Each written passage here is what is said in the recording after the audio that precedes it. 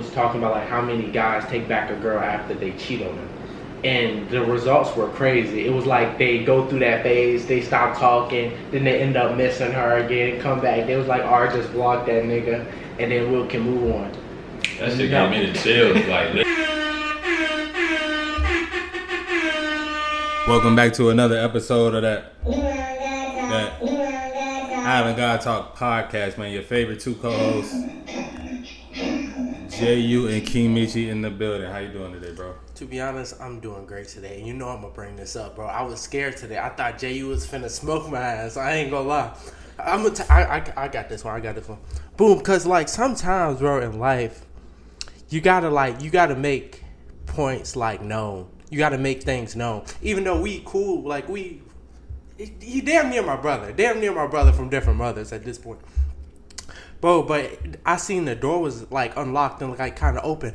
I just pushed that joint on, like, pushed it in, thinking, like, he left it open for me. Because, you know, this nigga never leave his shit unlocked. Boom. Bro, just stops. Everything just stops. I see him. He like, back up. I'm thinking, I don't know what's in the crib. But, all honesty, but it was just a thing. He didn't leave the door open, bro. That's all it was. And it was like... And I was about to just say, like, from my perspective, I'm over in the corner. I hear the door creeping open. I'm kind of thinking, like, okay, it's probably Meechyyy. But I didn't know, like, if he just, like, walking up on in here. Imagine my door is, like, never usually locked. You can't tell if it's locked from the outside or not. So I believe him when he said, like, it was cracked, now saying, or whatever, now saying, like. But from my perspective, it was like, hold on, is this motherfucker just walking up in the crib like that? So I did have to, like, address the situation. I said not on like, it kind of probably was like passive aggressively type shit, but it wasn't nothing like I wanted him to take personal. It's just like we always say, everybody got standards, everybody got boundaries and stuff like that. And I'm saying, after he explained that shit, he thought I left it open for him. It was just cool from there type shit. I'm telling you, but the only reason I bring this up is, bro, like, it could have been got taken a whole different way, bro. It definitely could have. Like, even on his side, like, this nigga just opened my fucking door. Like, what the fuck? Me personally, I don't really care who you is. I don't even like my mom to open my door. Mm-hmm. So it's like, bro, make sure you have these open conversations, because shit like this happens, bro. And that was just like a legit freak ass accident. Yeah. Besides that though, man, great day. I'm telling you, I love doing this because by the time I usually get here, I've already got like hella work done, like done a lot of the stuff that I didn't want to do. This is something that I actually want to do, so it's just like cool to just come here, talk shit with Meechyyy once a week. Now I'm saying Island God Talk be here. I'm telling you, but so we can get right into this thing, bro. First topic of did you wanna go? Yeah, I was gonna bring up this documentary I actually had watched earlier today on Netflix. It's like How to Live to 100 or something like that. It's something like that. You'll probably see it. It's like on like the top 10 if you got Netflix or if you got Fire Stick. Now I'm saying just type in How to Live to 100. But yeah, I always wanted to bring up because the dude, he was traveling across the world basically to a bunch of places where they have like the most centurions, like those are people that live to 100 years old, and it was like 4 basic common things that each one of these places had, and I just wanted to like share them with y'all basically. So the first one is what we talk about all the time. It's the purpose and your outlook on life. You know what I'm saying? It's how you feel about life. Like, it was one of these places in Japan, they have something called Igate, and that's basically their purpose. It's what they feel like it's their mission in life, what they feel like they need to do. And having that is one of the things that keep them alive longer. And it was like kind of the same in different places, whether it was their faith, whether it was volunteering, whether it was their purpose, their mission. Like, that was one of the driving things to keeping them alive longer.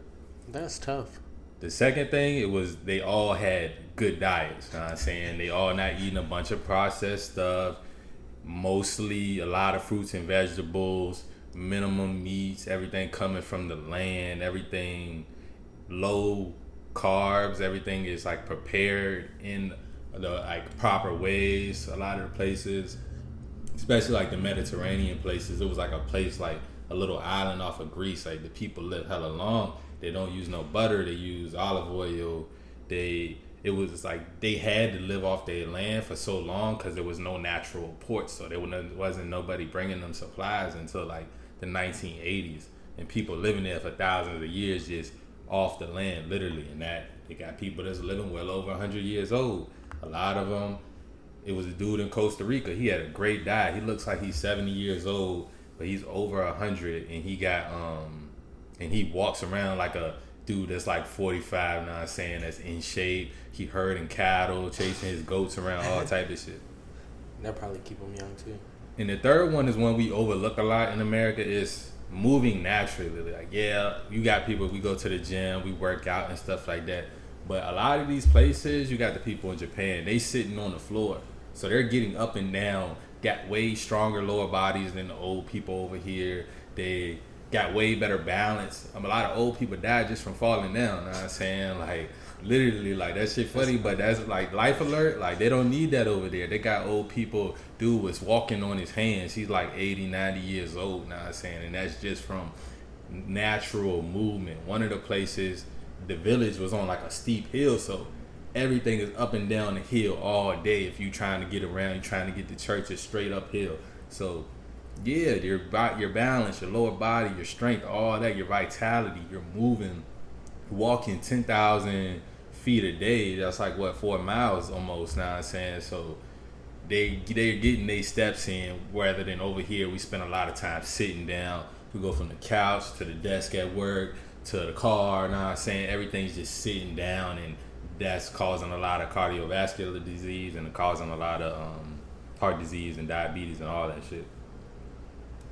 And then the fourth thing was just the connection with other people. Like, so many people, like, it's a loneliness epidemic in America right now. People don't even talk about. So many people feel lonely. They feel like they're depressed. They're depressed as hell. And one thing about it, like, depression, it kills, know what I'm saying? The people in these places, they value friendship, they value family, they take care of their elders, they make sure, they get their work done, but they make sure that they take time to slow down and connect with the people around them. The old people in these places connect with the young people, keeping them young.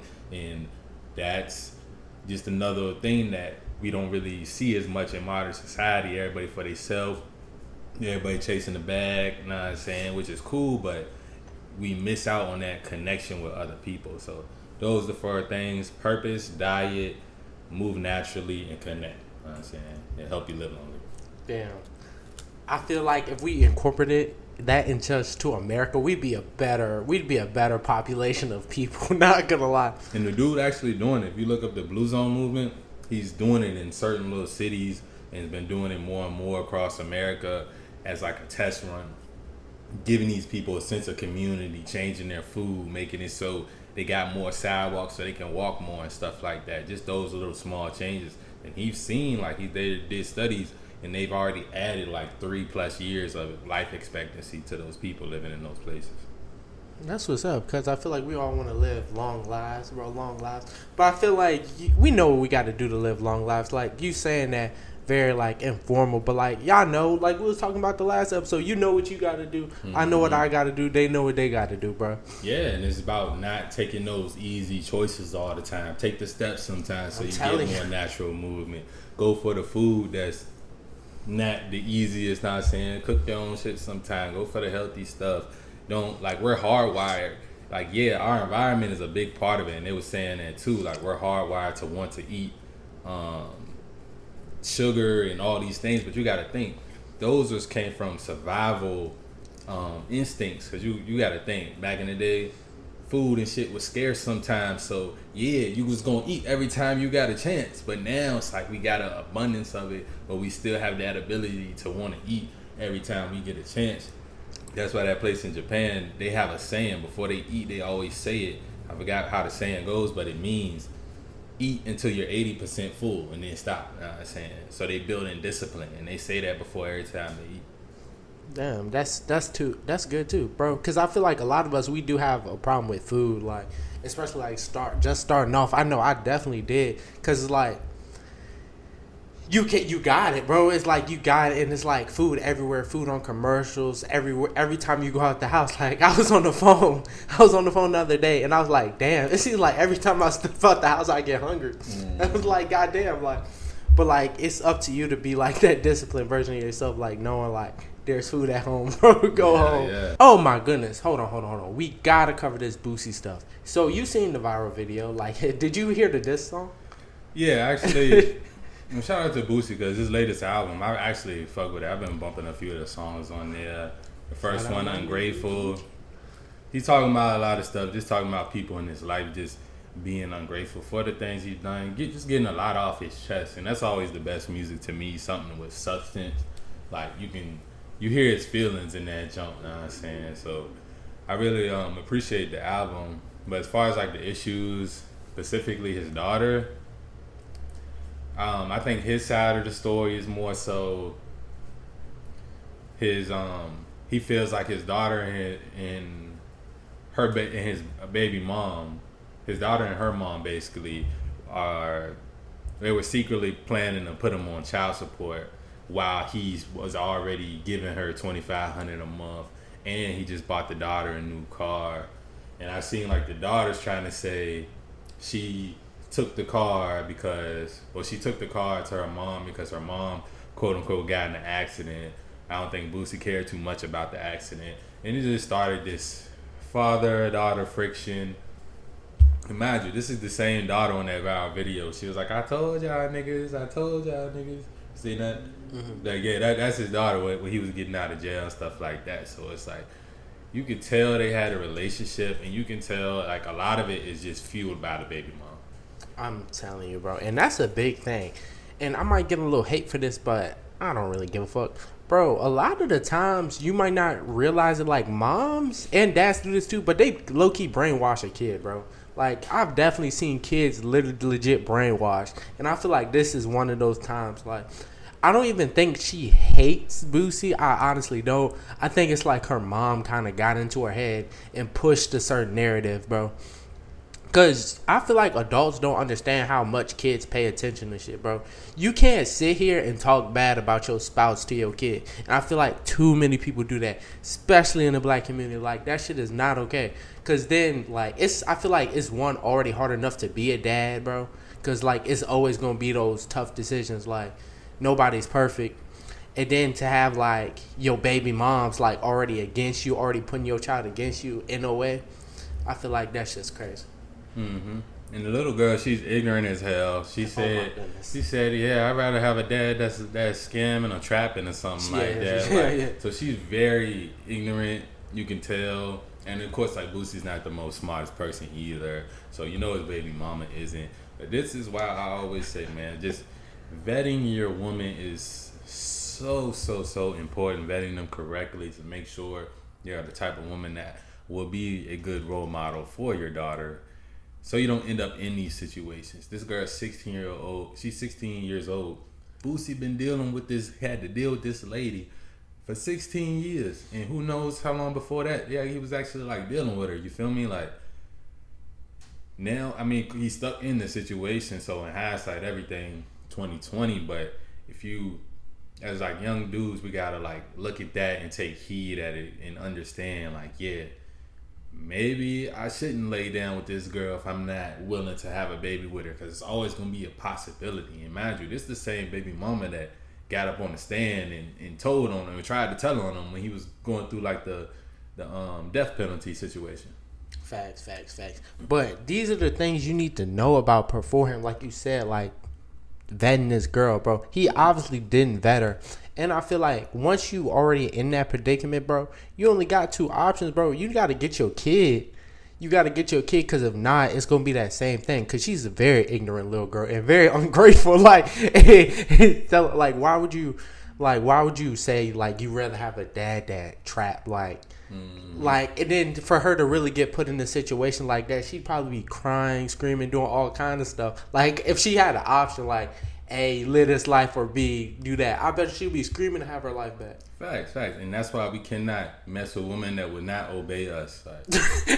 Literally obey. And I'm going to use that word proudly because that's the same vows you're supposed to take at the altar to obey your husband. You cannot mess with a woman that won't obey you because she's going to raise kids that's not going to obey you either. How will your daughter obey you if she's never... and obey you and respect you if she's never seen her mother obey you and respect you? Now I'm saying you're gonna get the same results. It's gonna be negative each time because you picking women that won't obey you. And as guys, we gotta understand you can't just be the bottom of the barrel type of nigga and expect a woman to obey you. You cannot be living in an ungodly you can't be living in an ungodly way and expect a woman to obey you. Know what I'm saying? That just doesn't make sense either. Hey, you hit it on the head with that one, bro. Because you got to think, his daughter, if she's never seen somebody obey you, especially the woman she's looking up to, if she doesn't obey you, she's not going to obey you either. The daughter's not going to obey you either. It's the same thing. Just like a guy situation, bro. Like, why little kids don't be like their stepdad sometimes, bro. Because the dad, especially if you know the dad don't respect him. Why I got to respect him? Mm-hmm. God forbid if the mom don't respect him. Even if my mom don't respect you, I'm definitely not going to disrespect you. And that's the same, and it's literally, it goes back to the hierarchy because it's God, you, your family, and all, and everything else below that. It's like, okay, your wife, how is she gonna obey you? Like, how are the kids gonna obey the wife or you if they don't see the wife obeying you? And how is your wife gonna obey you if she don't see you obeying God? You know what I'm saying? So I'm telling you, it's literally, you gotta, like, as men, the men think, oh, dominance. You gotta learn how to submit to something. Like, how can somebody submit to you if you know what I'm saying? It's like, how can you become a leader if you've never been a follower? You know what I'm saying? It's the same principles. Like, if you want that woman to submit to you, you're gonna have to submit to something too. I'm telling you. And Boosie, you can tell he's not that type of dude. You know what I'm saying? That he's kind of always living in that degenerate type of lifestyle, so you get degenerate results. You degenerate woman, degenerate kids. You feel me? I'm telling you, but good thing for you, that doesn't have to be our reality, bro. You make your own reality. Just don't make that y'all's, because the shit he going through is crazy. And I do want to bring up this fact, like in the song he said he was hitting her from the back, and like another, bro. His homie, like the nigga that his homie that died, that he makes songs about. You know what I'm saying? I think Bleak Mode, he made a whole album about that nigga, like. Bro, I'm just saying, if you did something like that, you can't get that girl pregnant. She's a whore. I'm like, come on, you gotta know she's a hoe. Yeah, she's a hoe. Leave her alone, bro. Like, make sure you should have 2-3 rubbers on you, my boy. And then it's like you hear the mom co-signing in the back of the labs, yelling, and all these things. It's like you already know what type of woman that is. Like, this is the ones you want to stay away from. She's too tainted, too far gone. And I'm saying, you just got to avoid that. And even if you think, oh, you might have a good girl, but if she associate with other women that act like that, then that's going to be a problem too if she associate with them on a daily basis. Like, you want a woman, like, yeah, we all want to be high status, man. We all want to be high status, man. And a lot of times we think like, I need her to cook, I need her to clean, and I need her to do all this and that and the third. But there's some more important things than that too, as being a high status man. You want your woman to also be a good reflection of you. You want her to have some type of knowledge and skills to help you on your purpose and your mission. Because at the end of the day, you're going to want time with her, and you're going to want time on your purpose. And hopefully you're spending more time on your purpose than you are with her. But that means it's going to, like, especially if you're a high status man, you might have to get a chef or a maid or this, that, or the third. So when y'all finally are together, she not slaving in the kitchen cooking for you, unless like maybe y'all doing it together or something. That's just how y'all bond. But it's gonna be other things that are gonna be important too, and a lot of it is just more so how she carries herself as a reflection of you. I'm saying, I was having this conversation the other day, bro. It's not even about, like, you want a woman that knows how to, like, cook, clean, do all the, like, the basic necessities. But, like, that's not even why I really want you. I want you for me. Like, it's, like, literally for me, I feel like, to make sure I'm okay, make sure I can, like, every Batman needs fucking, what's that nigga name? Alfred. Yeah. Alfred, like, you need an Alfred. Like, yeah, you might need a Robin, but you need an Alfred, too. Someone making sure, like, your body armor is good. Like, making sure you got any wounds, they get healed. Mm-hmm. Just the basics, for real. Or even, like, she understands, like, all right, we all going to this event. Let me, instead of being attached to his hip, let me move around with the wives of all the other guys at this event and get some information that can help my husband be successful in whatever type of industry or whatever type of event this is. Like, those are very, like, needed skills too out of a woman. I'm serious, and I'd rather have that if I had to pick over, like, really the cooking and cleaning, because I feel like that's a woman that really wants something. She's down for you. Like, I like that. Like, and it's and of course, if y'all aren't the most high status couple, yeah, she might have a more like viable role in the kitchen for you type shit. It's because she's taking that out of your mind where you got to think about what to eat and shit like that. That's cool too, but it's just other things that are going to be more important, because I feel like cooking, that's something everybody should know how to do. Exactly, you know what I'm saying? Right. It's like, yeah, as a man, you don't want to focus too much time on cooking, so your woman cooking is good, but once you moving up these levels in life, it's going to be other things you really going to want out of that. And I think most people, men and women, we think about what we want out of the partner now versus what our highest version of ourselves was going to need out of the partner too. Because Boosie was thinking just about pussy at first, and he ended up nutting in the bitch. Now, I mean, he got 2 more years of it, you know what I'm saying? But I think he got to go to court and all that shit. But be proactive, guys. Don't do it. I'm telling you, bro. He shouldn't do. Like, I'm just saying, you run the train on the bitch, you can't get her pregnant. You get her pregnant, you just know you got a thought pregnant. And when we're really thinking about this thing, bro, it's all about being coachable. Like we was just talking about how, like, women, like, it's gonna be a player role part. Like, this season you might need to be more like household stuff. The next season it might be I'm in a meeting, I need you to go chat up these other business women, like, help me out, make me look good. And I feel like it's all about playing your role and being coachable, bro. And what I mean by being coachable is, bro, sometimes you might not can be the star player, bro, and that's okay. That's okay. Sometimes we might need somebody coming off the bench. Sometimes we might need, when Steph is on, give it to Steph. If Clay is on, pass that bitch to Clay. A good relationship isn't going to be a partnership. I'm sorry to tell you. It's not going to be a partnership. It's going to have some type of structure and hierarchy to it. And that doesn't mean, oh, you just a authoritarian dictator, bitch, clean up, wash my fucking shoes, do this, do that. No. Because you need to be coachable as well too. And you need to, and part of being coachable is listening to understand, not just listening to respond and trying to prove your point against somebody else's point. It's like, no, understand.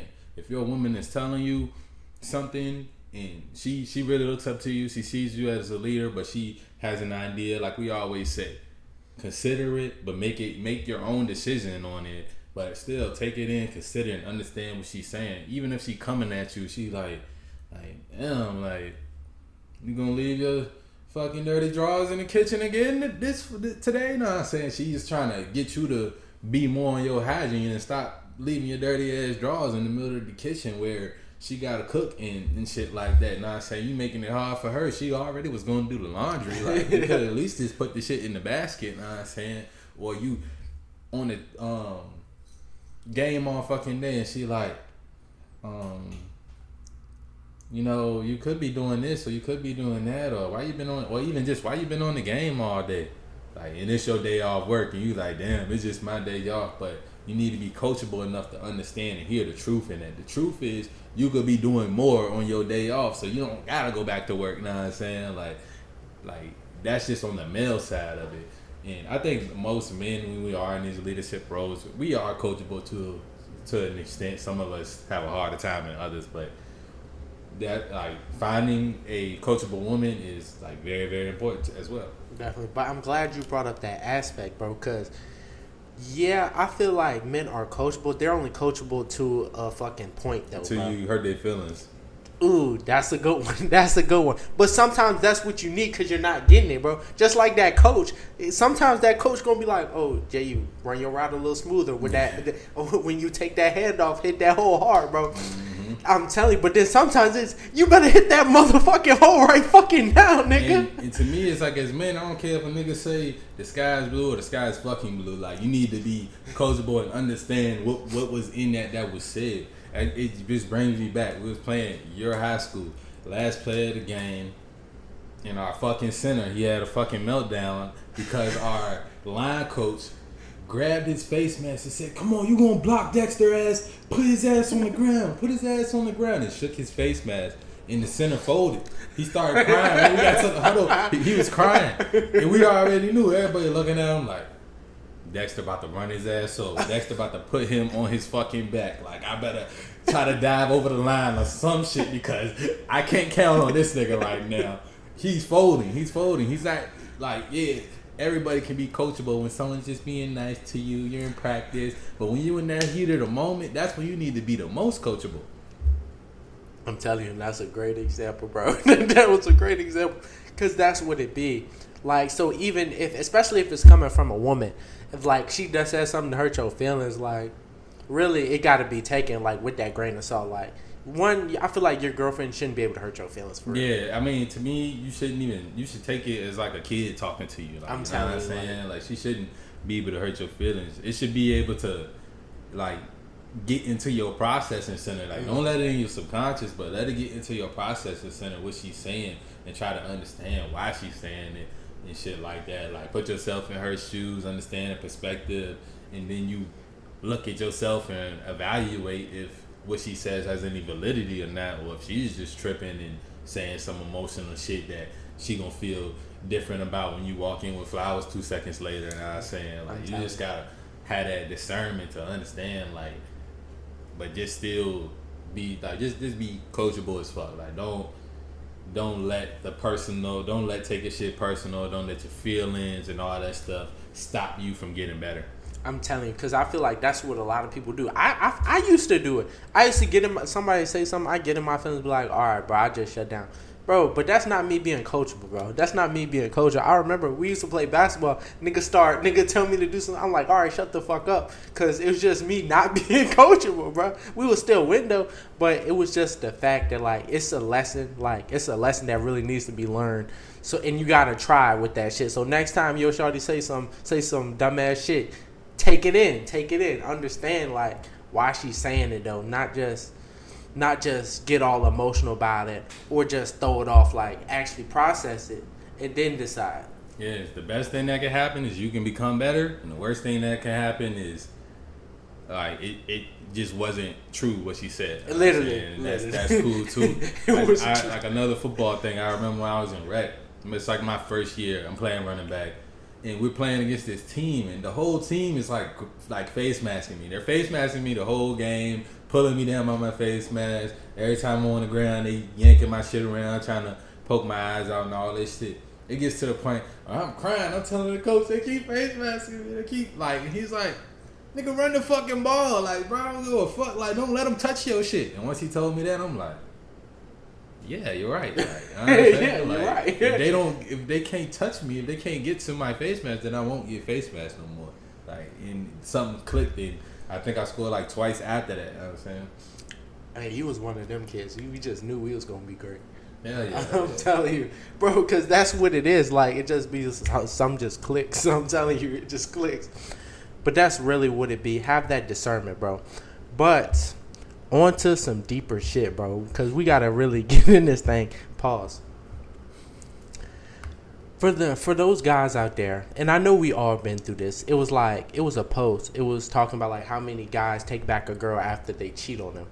And the results were crazy. It was like they go through that phase, they stop talking, then they end up missing her again, come back. They was like, all right, just block that nigga, and then we can move on. That shit gave me the chills, like literally, just because I couldn't even see that in my reality. One, like a bitch cheating. Two, like, I mean, that's possible, but it's like highly unlikely in my reality. But two, taking her back, like that's just something that is completely impossible. Like, I wouldn't even think of, like, to me, that's just self disrespect. To be honest, like, she doesn't respect you enough, and then you're gonna take her back. Like, I don't give a fuck what the fuck the reason was. It's no way to possibly rationalize taking somebody back after cheating to me. There isn't no way to rationalize it, no. But when dudes do that, they're thinking totally emotionally, bro. Yeah. Totally emotionally. Because you miss her. It's an emotion. You're missing her. Then you're like, oh, if she just blocked the nigga, we won't got to worry about this no more. Oh, hell nah. If you do that, I feel like you're just leaving the door open for her to do it again, because she gonna know, like, all I gotta do is say I'm sorry, he gonna miss me, this, like, that. Literally, the roles is fucked up. Like, you are either you're too feminine at this point. You're too feminine and she's too masculine. A woman that's cheating, she's not in her femininity at all. Can't be. And a dude that's going back to a woman that's cheating, he can't be in his masculinity because he don't have that abundance mindset to where, well, I would just go get another girl. Like, bro, fuck. Like, you should not be caring about a bitch that much, like, to be missing her after she cheat. Like, she should be literally dead to you. Even when you with a bitch, I don't care if it's your girl, your wife. I mean, if y'all married and got kids, that makes it a little bit different, because you, like, I am an advocate for 2-parent homes, but so she cheat. Fuck that, bro. It's like she's breaking the covenant at that point. Like, she's breaking the covenant whether they're out in a relationship or married. So, and pick up your Bibles to learn about the covenant. You know what I'm saying? But if she's breaking that and breaking her vows, like, she not obeying right there. Like, she's not obeying. Like, to me, it's just OD to even think about taking her back. Like, you way out of pocket. You need to go do some push-ups. Like, telling the nigga to do push-ups is crazy. But he's not wrong, bro, because get that testosterone pumping, you feel me? Maybe get some more masculinity behind you. You got a lack of options, too, if you're doing that, too. If you're taking her back after cheating. So you need to go work on yourself, bro. Like, I'm telling you. And it's probably not even that. I mean, it could be you got a lack of options. But it also could be the fact that, bro, you got to get your mind off this girl, bro. There's, like you were saying, like, the abundance mindset. You really need to have that shit. I'm telling you, it is not something. It is something that's. You just look at shit different. Because I would say, like, when we're talking about rating, like, I always go back to this, like, when it comes down to rating girls. If you've never been out of your, like, little small bubble, you might think there's this bad joint in your town. She a 10 out of 10. She go to somewhere like Florida, she a 6. I'm telling you, it's the same thing with the, like, a lack mindset. You might think what you got is just the best thing around. It's not, bro.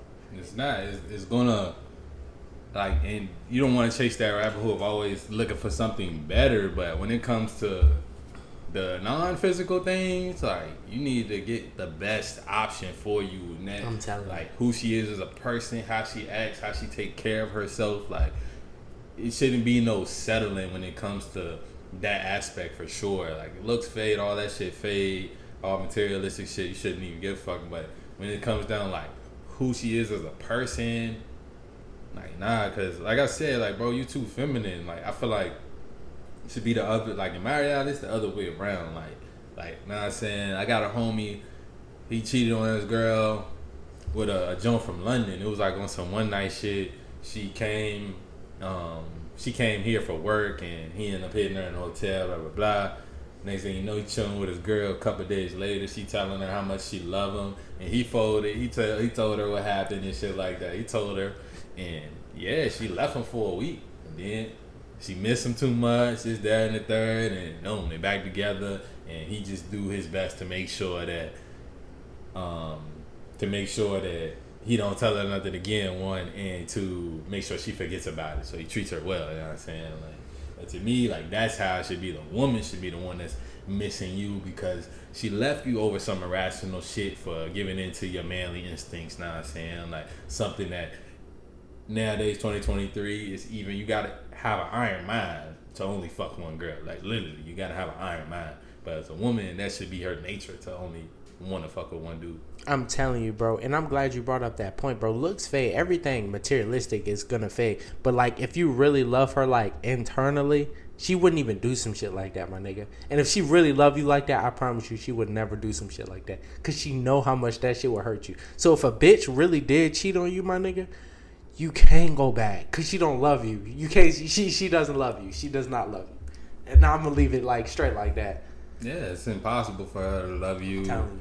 As a guy, I don't know, me, just any dude that's even thinking like that, you need to reevaluate yourself and reevaluate your life, because you obviously got some wiring fucked up in your brain to even think like, oh yeah, I'm gonna go back to her. I don't care if you the ugliest looking nigga on the world and you've got your first bad bitch and all of that. Like, nah, like, don't be like, if you accept those type of things, that's the things you're gonna get in your life. You feel me? It's like where your boundaries and standards are, you're gonna get some shit close to the edge of that 9 times out of 10, because that's gonna be the easiest shit for you to get. Is the shit that's closest to the edge of your boundaries, which some niggas, you don't have, no, you can't have any boundary at all if you just fucking with her again type shit. You gotta be real fucking low, and you like, and I bring back the point, like, you can't respect yourself. You can't,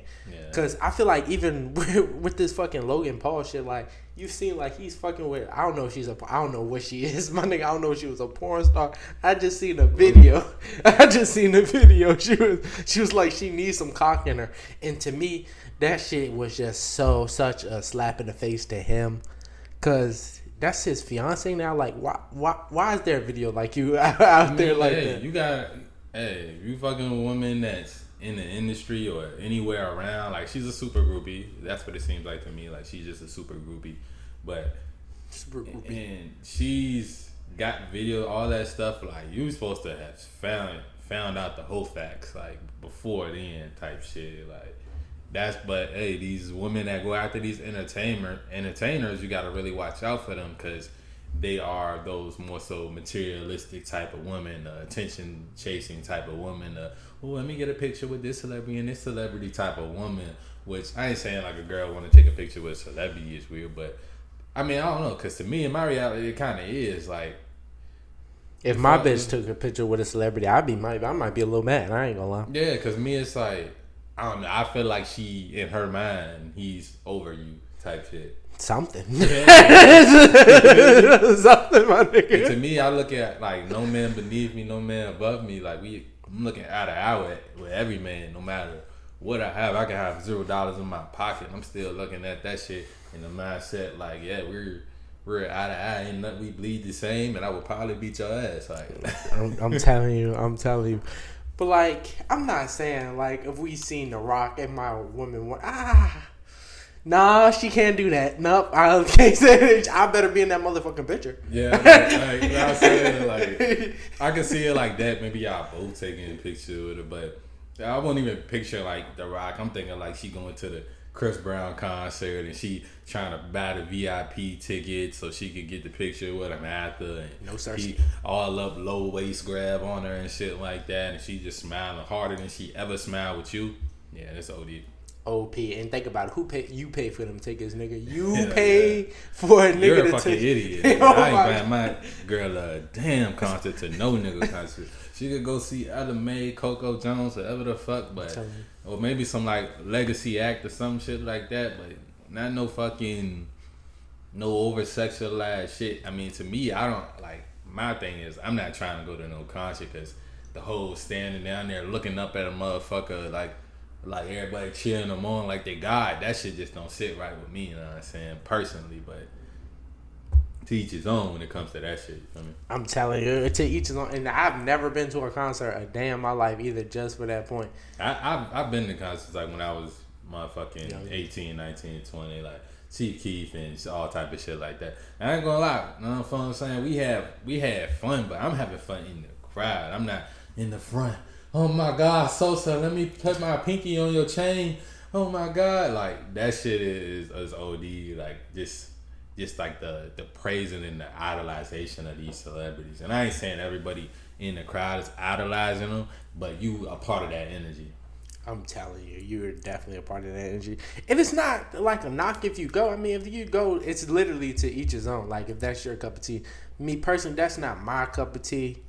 Like, don't get me wrong. If now y'all know I fuck with Papa heavy. Like, if Papa was at like a bar or some shit, I might slide. But like getting to the whole concert and shit, I feel like that's kind of groupie behavior. That's just how I see it.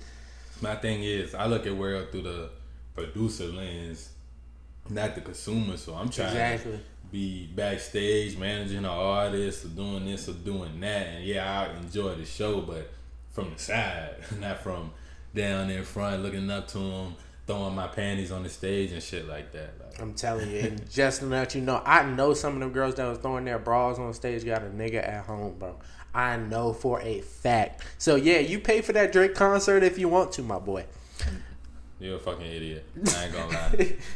I'm telling you, but that's what it's gonna be, and it's really between there's producers and consumers, bro. And I think about that shit a lot, bro. Sometimes when I'm just chilling in my room, like even if I'm just looking at content, like somebody produced this, like every time I click, I know that's helping them. Like try to get on the other side, my nigga. Try to be more of a producer than you are a consumer. Mm-hmm. That's all you gotta do. I'm telling you, because you got to think, you can do the same thing everybody else is doing. They're just getting paid to do it. Like, yeah, he's at a nice restaurant right now.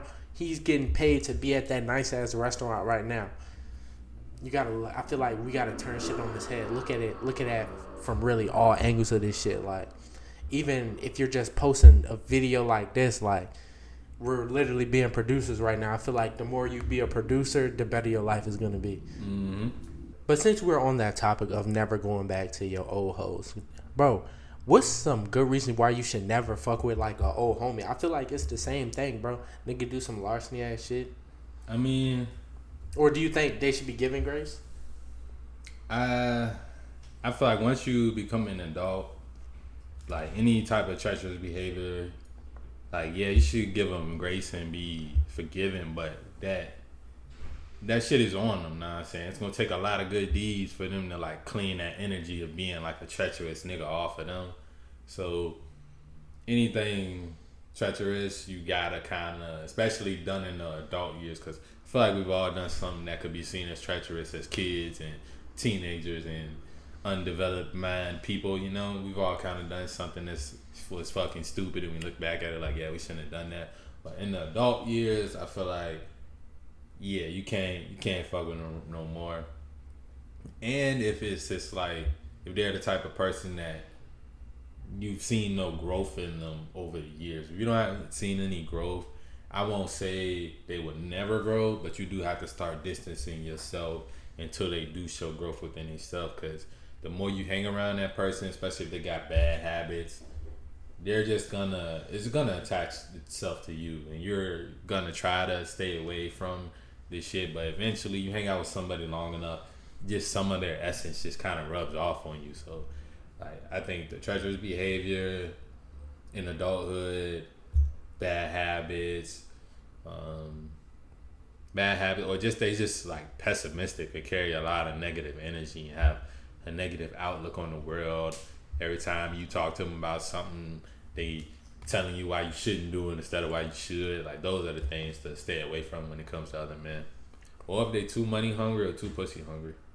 I definitely feel that. For me personally, it goes more to the fact that I try to forgive everybody, bro. I honestly try to forgive everybody. Like, even if it's some shit you don't think about and I still remember. Because I got to let it go for myself, bro. But it just depends on who. Because I don't feel like the only people that can really hurt me are like my closest associates, like my very. That's the thing. That's where like treachery that it comes from the people closest to you. You feel me? That is true. So those are the only people that can hurt me. So, but since I feel like you got to take accountability for that, like who you let around you too. Like, if I feel like if my judgment was good enough to let you around me, I'm not expecting you to do treachery. But like, if that ever does happen, it's more so. You gotta depend on the treachery. Like, okay, you fucked him a bitch. Okay, that's a little too far. My nigga, you didn't went a little too far. Now we gotta fight. But if it's just on some other shit, I try to forgive. But you can't have the same access to me. You feel me? I feel like that's all really it is. Yeah, that's why you look throughout history, traitors, death penalty, and exile. You know what I'm saying? That's what the fuck happened to them. And that's because when you got a nation or a big organization, you're not gonna be like your judgment is gonna be diluted a little bit. Just be like the more people you have around you, which allows for more access to treachery. And you gotta think, nobody usually doesn't plan on being treacherous, but the thing is, a lot of people they start out one way and then something happens to them, and that's when their true character is revealed of what they will and would not do when it comes down to, like, boom, say you got a nice profitable business, you got a few partners, one of the partner got a little alcohol problem, his alcohol problem led him to getting in an accident, and then he got to pay $100,000 for this accident because he fucked up somebody's BMW. And he's like, fuck, I gotta pay this shit. And he's like, damn, I know we get all this extra money in this account with this business. They ain't gonna know. And he let his personal problems lead him to some treacherous behavior between y'all. Y'all all find out. Y'all like, what the fuck? Who been stealing money? Y'all investigated. Y'all found out it was this nigga. And you found out what he did with the money. And he just apologized him. But at that point, to me, you gotta you gotta get him out the business some way or shape or form, because he already done showed he gonna let his personal shit affect what the fuck we got going on. I'm telling you, in that instance right there, that one was more of it's a fucking quote from Suits. If you haven't watched Suits, go watch it. It's a great show. You learn a lot about law, bro. Bro, it's like this: if somebody got a gun in your head, what you gonna do? Like, you gonna let them shoot you, or you gonna try to take the gun? Like, I feel like when treachery happens, they think there's only one way out. They always think it's only one way out. That's never the case, my nigga. That's never the case. There's always like 2, 3, 4, 5, 6, really, if you just sit back and think. And the thing about it, a lot of those times when you got good people around you, he could have just asked. Like, you could have let these people know what the problem was.